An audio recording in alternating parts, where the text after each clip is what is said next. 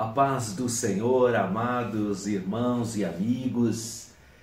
Chegamos então no final desse trimestre, lição de número 12, exortações finais na grande maratona da fé. Foi muito bom estar com vocês nesse trimestre, um trimestre abençoadíssimo, onde pudemos fazer várias reflexões a respeito da carta aos Hebreus.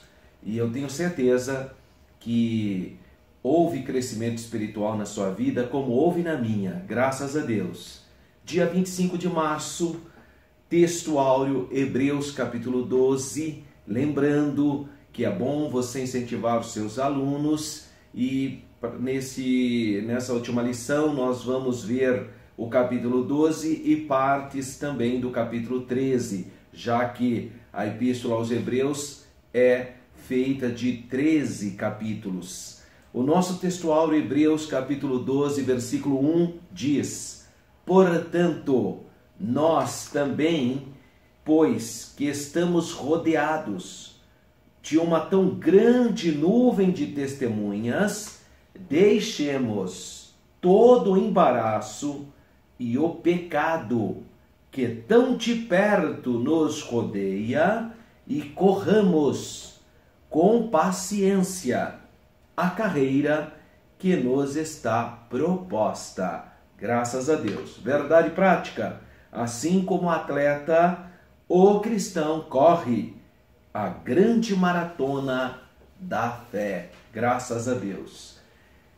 Este texto áureo, ele é trabalhado no contexto da lição. Então eu vou ser bem breve no comentário do texto áureo especificamente. Nós apenas queremos lembrar que o texto áureo é o primeiro versículo do capítulo 12. Então nós estamos falando do capítulo 12. E a expressão, portanto, tem a ver com os capítulos 10 e o capítulo 11. Tá? Então, o capítulo 10 é onde ele exorta para que os cristãos judeus, obviamente dentro daquele contexto histórico, que eles não cometessem o erro da apostasia. Então, existem exortações no capítulo 10.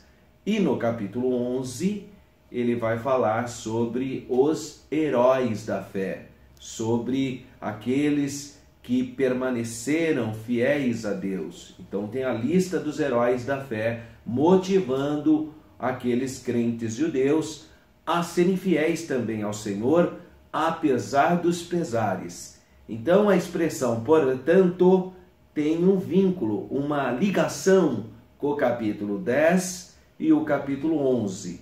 Então essa é a ideia então do portanto. E é interessante nós observarmos que ele vai continuar em um tom de alguma maneira exortativa, trabalhando para que os cristãos não perdessem o seu foco, o seu objetivo, que é Cristo.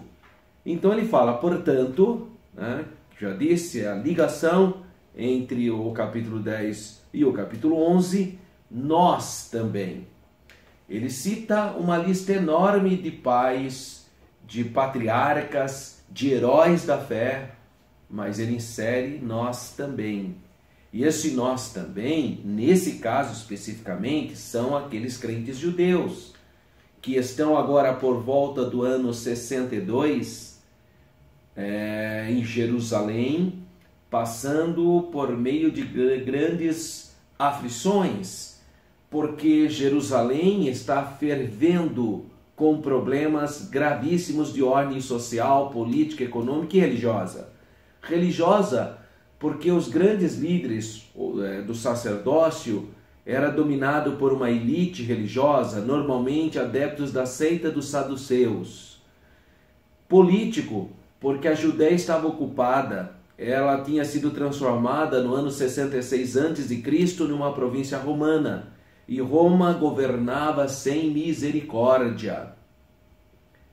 Duas capitais estavam lá na Judéia, a capital política, que era de Roma, que é Cesareia do Mar, e a capital religiosa, que era Jerusalém. Haviam vários grupos políticos, religiosos na Judéia naquele momento, além dos saduceus, dos fariseus, dos essênios, dos sicários, dos herodianos. Ali haviam grupos políticos, grupos que apoiavam a presença romana porque tinham interesse na ordem romana ou na pax romana.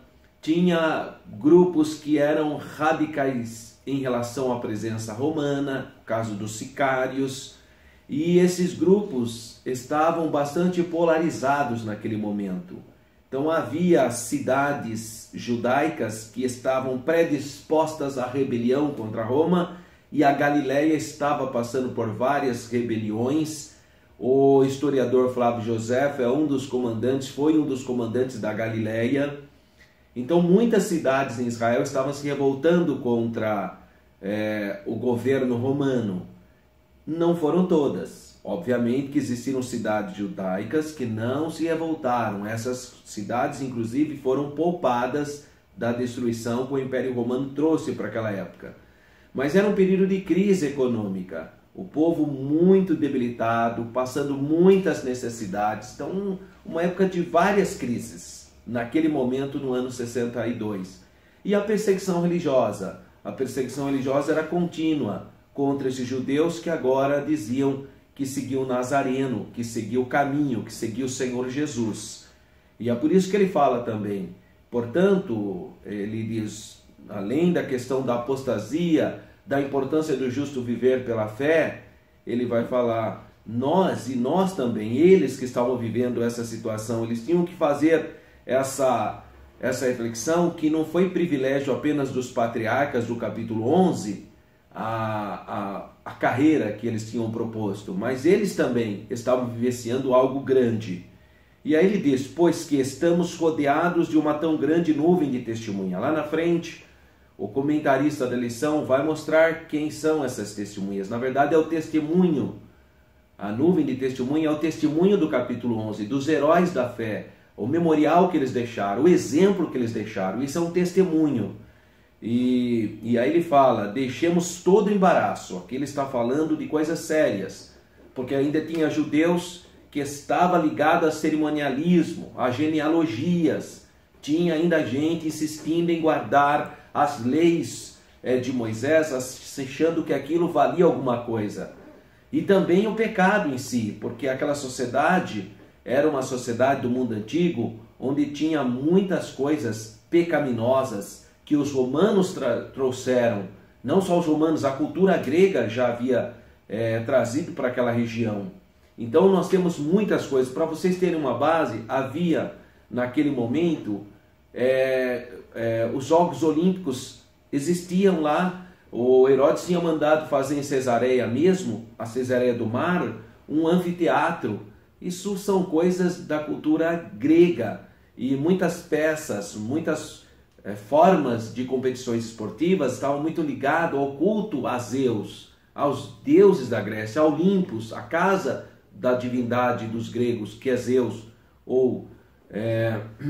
Então havia uma série de questões que muitas pessoas naquele momento ainda estavam com esses embaraços, envolvidos com coisas ainda que não glorificavam a Deus. E ele fala, deixemos todo o embaraço e o pecado que tão de perto nos rodeia. E aí ele vai fazer a analogia de um corredor. Então aí ele vai lembrar, porque o atleta na antiguidade clássica era muito apreciado, né? O atleta, isso tem a ver com os Jogos Olímpicos. Até hoje em Israel, para eles se livrarem da percepção do paganismo grego, eles criaram as macabeias, né, que são competições esportivas sem esse elemento religioso. Mas naquela época, a figura do atleta era uma figura muito apreciada por aquelas culturas. E ele fala, e corramos com paciência a carreira que nos está proposta. mas para correr o atleta tinha que tirar todo o peso para que ele tivesse mais condições, mais qualidade de competição. É por isso que nas Olimpíadas os atletas corriam nus, e isso era uma agressão à moral judaica, isso era uma agressão à formação judaica. Mas eles corriam nus por quê? Porque eles não queriam ter nada que impedisse na sua corrida, não ter nenhum peso, nem nada que pudesse de alguma maneira impedir a produção dessa corrida. E ele termina dizendo para correr com paciência a carreira que nos está proposta. Paciência aqui tem a ideia então de perseverança ou constância. Então devemos correr com perseverança, não é um pouquinho já desanima. E nós temos um problema quando se fala de perseverança, porque no nosso caso no Brasil, nós brasileiros, nós temos um problema cultural em relação à perseverança, que o brasileiro é muito inteligente, muito capaz, mas não é perseverante, culturalmente falando. Então tudo que começa a ler um livro começa a ler a Bíblia começa na escola dominical e nós precisamos ser perseverantes, especificamente no que se refere às questões espirituais. Ter ali uma postura, uma firmeza, um tempo para orar, um tempo para ler a palavra, um tempo para adorar a Deus, para servir a Deus com as suas ofertas, com o seu amor, com o seu serviço, altruisticamente, mas com perseverança. Não parar, continuar firme, se desviando de todo embaraço, de todo mal e firmando no alvo, que é o Senhor Jesus. Então é um textuário muito bonito, esse último textuário desse trimestre. Nós temos a leitura da Bíblia, né, que é o capítulo 12 da carta aos Hebreus, tem 29 versículos, e o capítulo 13 que tem 25 versículos. Nós temos a interação, os objetivos da aula, mas eu quero entrar logo no primeiro tema principal, que é a corrida proposta. Bom, então exemplo dos antigos. O maior exemplo está, obviamente, nessa grande nuvem de testemunhas que ele retoma aqui. É uma referência então a quem? Aos heróis da fé, aos quais ele se referiria no capítulo 11. Então, aqueles heróis da fé do capítulo 11 seria essa grande nuvem de testemunhas. Aqueles homens e mulheres piedosos, servos de Deus do mundo antigo, também correram, também fizeram essa corrida. E eles correram, e correram tão bem, que por essa razão tinham agora suas vidas como referência, como exemplos, porque correram com constância, com perseverança, por isso viraram referência para todos nós. Suas vidas e exemplos devem servir de motivação, de inspiração. Então, quando eu leio a vida desses heróis da fé, isso me motiva a permanecer firme e perseverante. Subtópico 2 do item 1, o exemplo de Jesus. Então agora ele vai citar o próprio Senhor Jesus. O autor faz um apelo para que os crentes olhem para quem? Olhem para Jesus. Essa é a chave da minha vitória. Essa é a chave da sua vitória. Os seus olhos têm que estar fitos em Jesus, olhando para Jesus, porque Ele é o autor, Ele é o consumador da nossa fé. E não homens, pessoas ou coisas, mas o próprio Senhor Jesus. E ele fala, o qual, pelo gozo que lhe estava proposto, suportou a cruz, desprezando a afronta, e assentou-se à destra do trono de Deus. Hebreus 12, versículo 2. Então essas palavras devem ser lidas dentro desse contexto que eu estou falando, do ano 62, do ano 64 ou do ano 60, esse período. O judaísmo, como uma religião milenar, possuía um sistema cerimonialista bastante rígido, ele já estava muito consolidado. Então, quando o Senhor Jesus começou a ensinar, então já havia mais de 2000 anos de ensinamentos rabínicos ou de tradições judaicas. Esse ritualismo, quando contrastado com a fé cristã, ainda novinha, estava nascendo agora a fé em Jesus, gerou o quê? Conflitos, óbvio, grandes conflitos. E aí que entra o problema. Muitos crentes, então, não tinham convicção suficiente, não tinha firmeza espiritual para suportar a pressão ideológica da cultura judaica daquele momento. E aí abandonavam a fé, não suportavam aquela situação. Eu te dou um exemplo. Imagina você, no ano 33, aquele judeu que aceitou Jesus como seu Messias, aí vai passando o tempo, aí chega no ano 34, ele vê os irmãos dele, os vizinhos, todos subindo para Jerusalém para oferecer sacrifício, e ele não faz isso. É difícil para ele culturalmente, porque pensa numa pessoa de 50 ou 60 anos que a vida inteira subiu para Jerusalém com a sua ovelhinha para fazer sacrifício. E agora não precisa mais, porque Jesus fez o sacrifício que é o único ofertante, único sacrifício, uma única oferta. Então era uma guerra ideológica dentro dele, cultural, muito difícil. A gente consegue compreender isso. E é por isso que muitos abandonavam a carreira. Infelizmente não suportava. E ele fala do exemplo da igreja. A visão do autor em relação aos seus companheiros de caminhada é a mais realista possível. Ele sabe da realidade, a luta, as dificuldades que aqueles cristãos estavam sofrendo.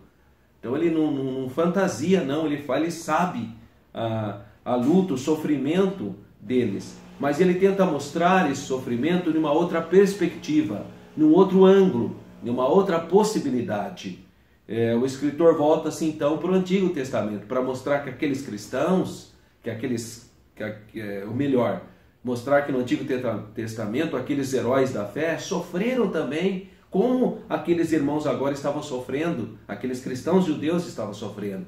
Aqueles patriarcas, aqueles heróis da fé, a vida deles não foi um mar de rosa. Eles tiveram lutas, tribulações, e lá em Hebreus 11 ele fala que muitos foram cerrados, muitos foram violentados, expoliados, e que também os irmãos estavam passando por isso, mas eles foram vitoriosos, porque eles têm uma cidade celestial. O descanso deles não se resumia só nessa vida, graças a Deus. Então nós temos o resuminho da sinopse do tópico 1, a sinopse do tópico 1 que diz: estamos em meio a uma corrida que nos foi proposta por Deus, e nessa corrida a gente tem que passar por muitos obstáculos.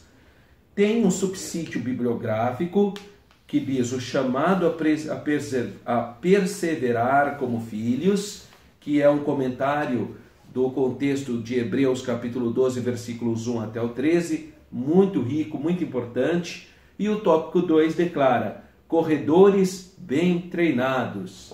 Então ele começa com o primeiro subtópico: respeitam limites.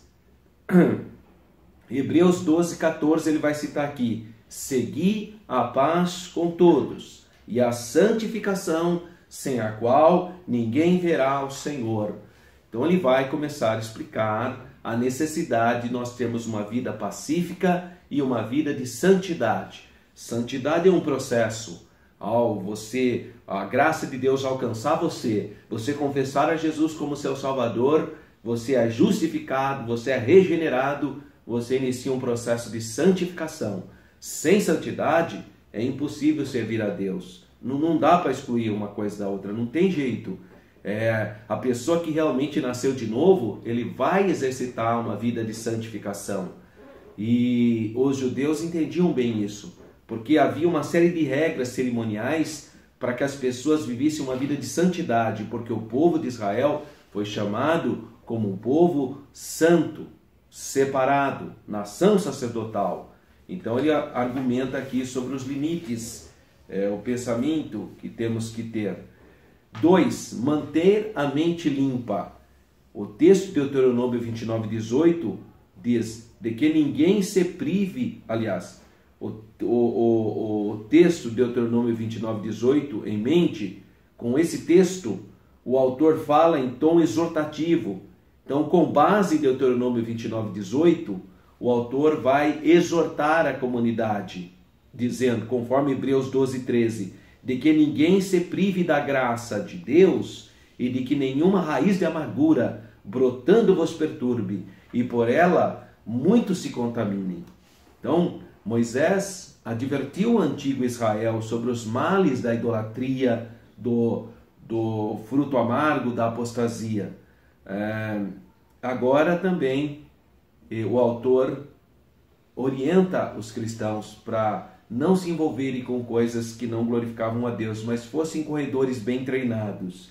E 3, valorizam as coisas espirituais. Nós vivemos de um mundo materialista, irmãos. De um mundo que as pessoas são valorizadas pelo que elas têm. Esse é o mundo que nós vivemos. Mas nós não somos desse mundo. Nós não podemos acreditar nesses conceitos. Nós temos que entender que as coisas espirituais são mais importantes. O autor exorta seus irmãos de fé a valorizarem as coisas espirituais. Aquelas cerimônias eram coisas materiais, eram sombras da verdadeira riqueza espiritual. E ele vai dar um exemplo em Hebreus 12, 16, do caso de Esaú, que por um prato de lentilha trocou seu direito de preeminência, de primogenitura. Então, isso é importante, porque muitas pessoas hoje, por 5 minutos de prazer carnal, perdem a salvação. Às vezes não é nem 5 minutos, por 1 minuto de coisas carnais, perde a tão grande salvação. Então precisa ter temor de Deus. De acordo com o livro de Gênesis, Esaú era um indivíduo mais preocupado com coisas terrenas, imediatistas. Quando ele viu a comida, ele quis logo. São pessoas carnais que seguem o curso desse mundo. E aqui é uma exortação para não sermos como Esaú, que por um prato de lentilhas trocou seu direito de primogenitura.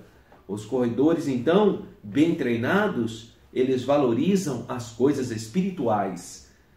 O resuminho do tópico 2 declara: para vencermos a corrida que nos foi proposta pelo Senhor, nós precisamos de treino, precisamos, obviamente, de disciplina. Há um subsídio didático sobre a santidade na vida prática, muito importante, e também uma explicação da palavra correr, na perspectiva da Epístola aos Hebreus, da Carta aos Hebreus. E, finalmente, o tópico 3, a corrida final, exortações finais. Nessas exortações finais, então, ele vai entrar no capítulo 13 de Hebreus, porque ele vai falar que nós temos que valorizar a liderança. A gente vê muita gente hoje rebelde. Você vê pessoas que não respeitam o seu líder, o seu pastor. Então, vamos dar um exemplo. O pastor dele chama Paulo. Ao invés de ele chamar pastor Paulo, ele fala: ô Paulo, sabe? Como se fosse de igual para igual. Não, ele é um líder. Deus estabeleceu com aquele que vela pela sua alma, que ora por você, que cuida de você. Então chame o seu pastor de pastor. Precisa respeitar as autoridades. Sabe? Tem gente que não tem temor de Deus, sabe? Não tem noção das coisas, não tem uma ética ministerial. Sabe? Não, eu estou no mesmo nível. Irmão, pelo amor de Deus, nós precisamos entender a hierarquia bíblica, respeitar as pessoas, respeitar o líder de jovens, respeitar a irmã do círculo de oração, respeitar o professor da escola dominical, respeitar o diácono da igreja. Essas pessoas são voluntárias, elas são altruístas. Olha a bênção que é uma professora do seu filhinho lá, da criança. A professora se prepara, vai lá e dá aquela aula, ensina verdades eternas para sua criança, para o seu filho, e é altruístico. Ela não recebe por isso. Ela não ganha nada, ela faz isso porque ela ama a Deus, ela está fazendo a obra de Deus.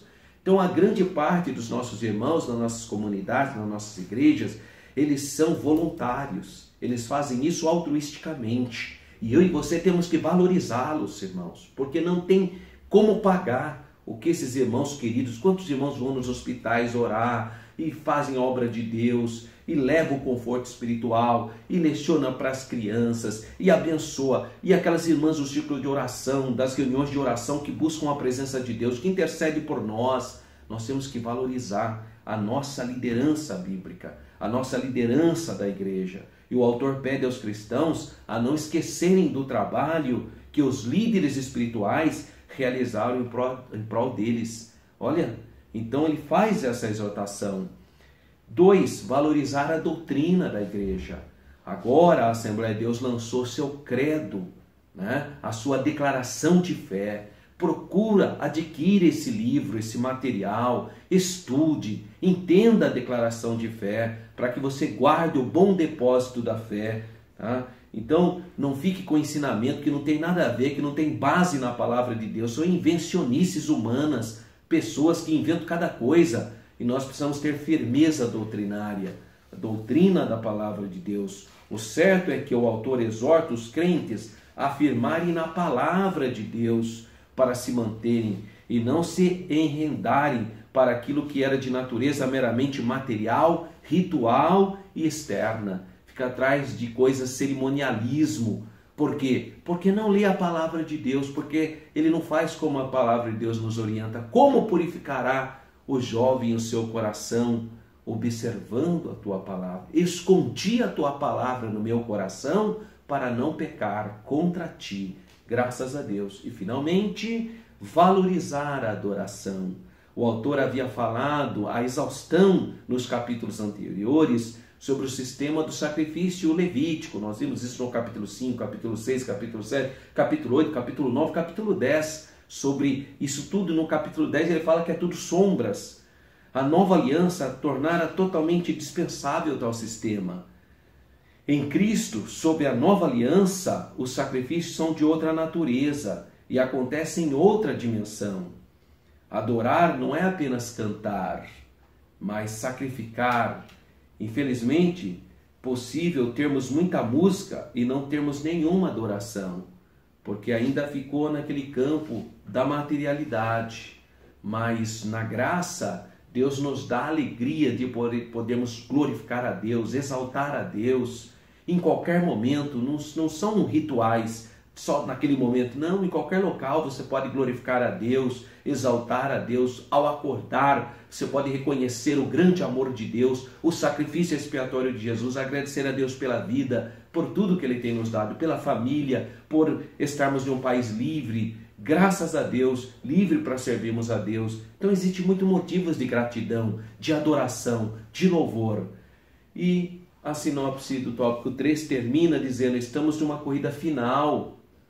Por isso precisamos estar atentos às exortações do Senhor.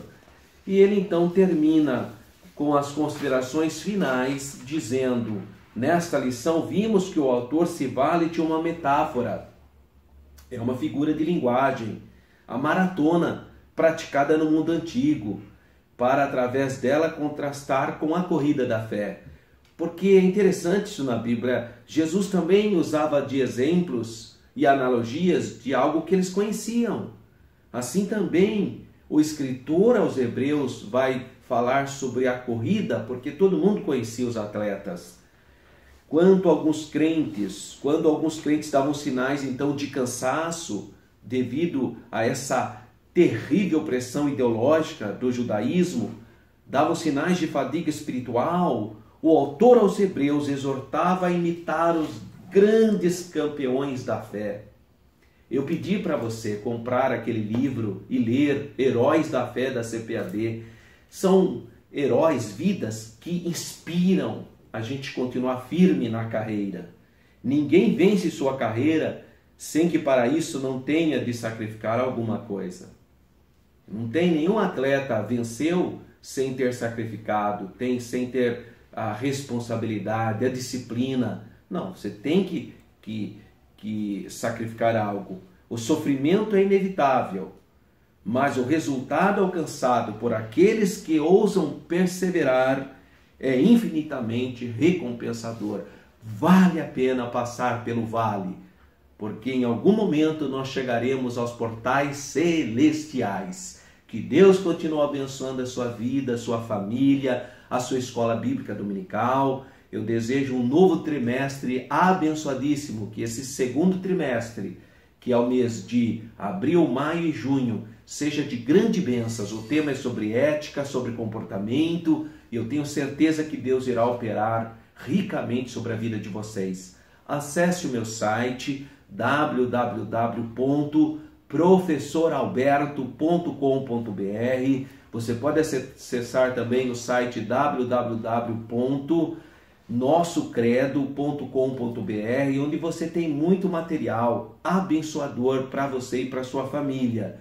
E nós já voltamos às aulas de formação continuada, todos os sábados, a partir das 16 horas, na Assembleia de Deus Campinas, Ministério Belém. Pastor Paulo Freire Costa está de braços abertos para trabalhar esses temas tão ricos, para você se capacitar, para você dar uma aula abençoada, com segurança, com graça, com unção, para abençoar as pessoas que estarão participando da grande escola bíblica dominical.